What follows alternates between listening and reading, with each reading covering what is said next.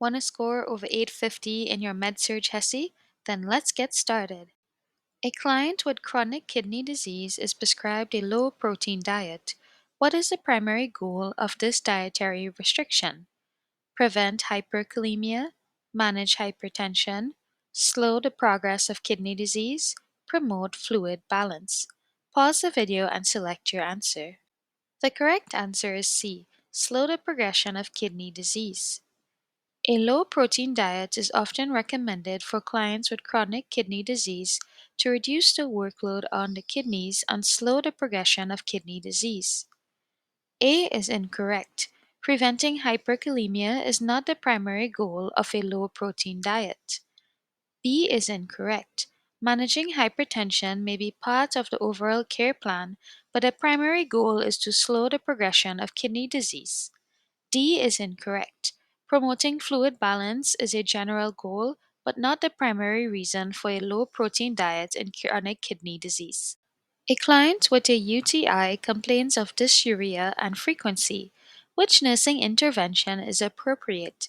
A. Encourage decreased fluid intake, administer analgesic as prescribed, applying a heating pad to lower abdomen, administering a diuretic. Pause the video and select your answer. The correct answer is B. Administer an analgesic as prescribed. Analgesics can help relieve pain associated with dysuria in UTIs. Encouraging fluids, applying a heating pad, and administering diuretics are not the primary interventions for UTI-related dysuria. A is incorrect. Encouraging decreased fluid intake is not recommended for UTIs. Adequate hydration is usually encouraged. C. C is incorrect. While a heating pad may provide comfort, it doesn't directly address the pain associated with dysuria. D is incorrect. Administering a diuretic is not the primary intervention for UTI symptoms. A nurse is caring for a client with renal calculi. What dietary instruction should a nurse provide to prevent stone formation? Increased calcium intake, limit fluid intake, reduce sodium intake, avoid citrus fruits. Pause the video and select your answer. The correct answer is C. Reduce sodium intake. Sodium restriction is important in preventing the formation of renal calculi. Increased calcium intake, adequate fluid intake, and consumption of citrus fruits can be beneficial in preventing stone formation. A is incorrect.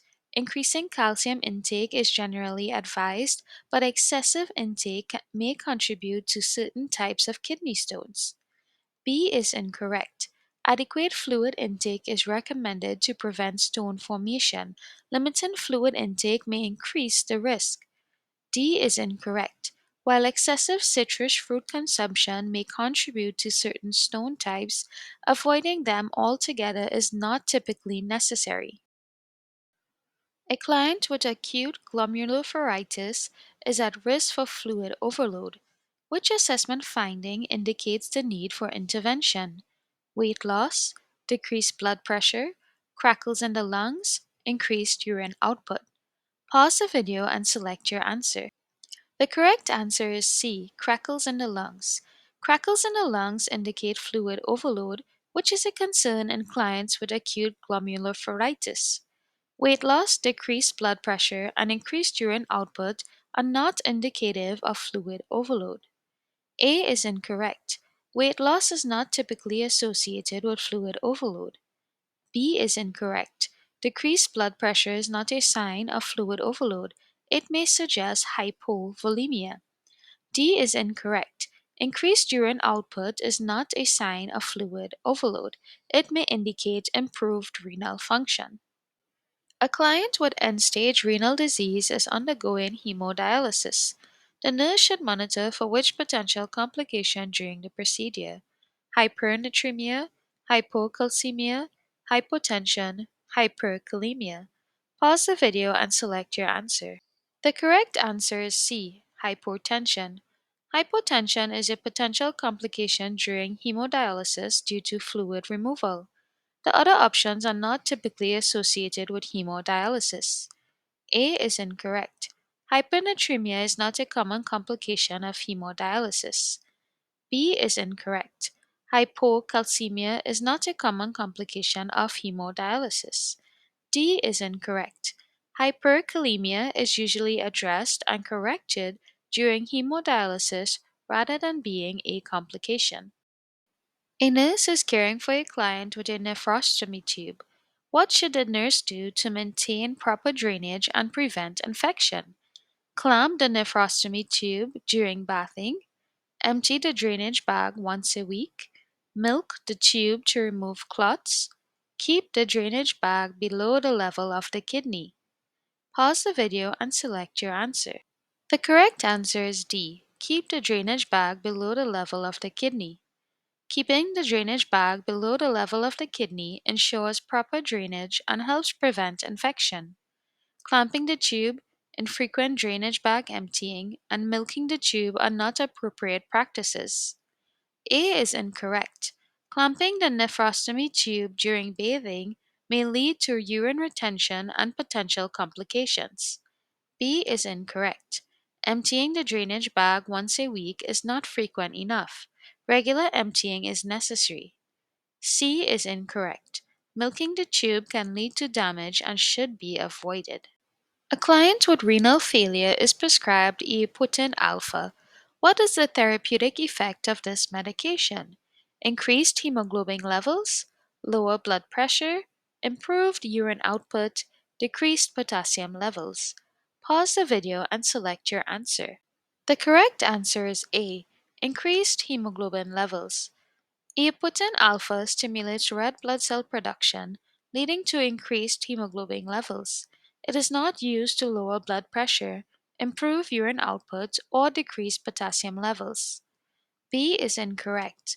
Lowering blood pressure is not the primary therapeutic effect of eopitin alpha. C is incorrect. Improved urine output is not a direct effect of eopitin alpha. D is incorrect. Decreasing potassium levels is not the primary therapeutic effect of Epoetin alpha. A nurse is caring for a client with nephrotic syndrome. What is a priority nursing intervention? Monitoring for hypokalemia, restricting protein intake, administering diuretics, monitoring for signs of infection. Pause the video and select your answer. The correct answer is D, monitoring for signs of infection. Clients with nephrotic syndrome are at an increased risk of infection. Monitoring for signs of infection is a priority. While other interventions may be necessary, infection prevention takes precedence. A is incorrect.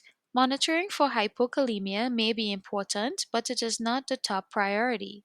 B is incorrect. Restricting protein intake may be part of management, but it is not the priority. C is incorrect.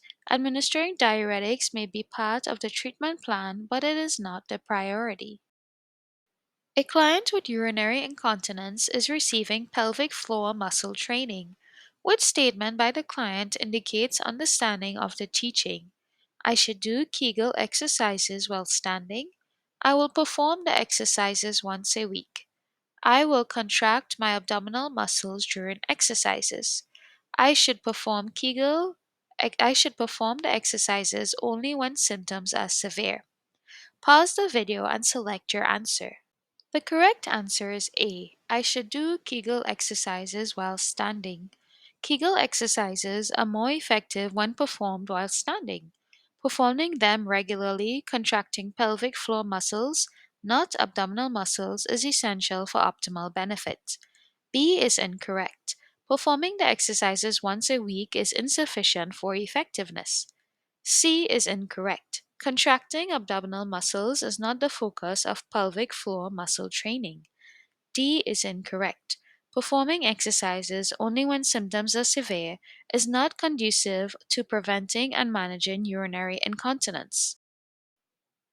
A client with a history of kidney stones is advised to increase fluid intake.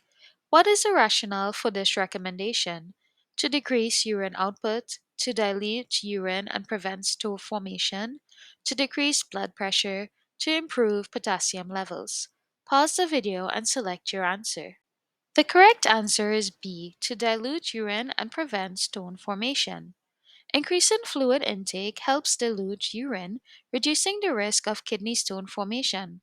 It does not aim to decrease urine output, blood pressure, or improve potassium levels.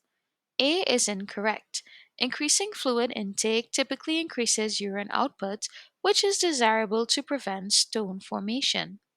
C is incorrect. While hydration may have some impact on blood pressure, it is not the primary rationale for increasing fluid intake. D is incorrect. Improving potassium levels is not the primary goal of increasing fluid intake for kidney stone prevention. Comment below and let us know how many you got correct. Click that subscribe button and join us next Monday.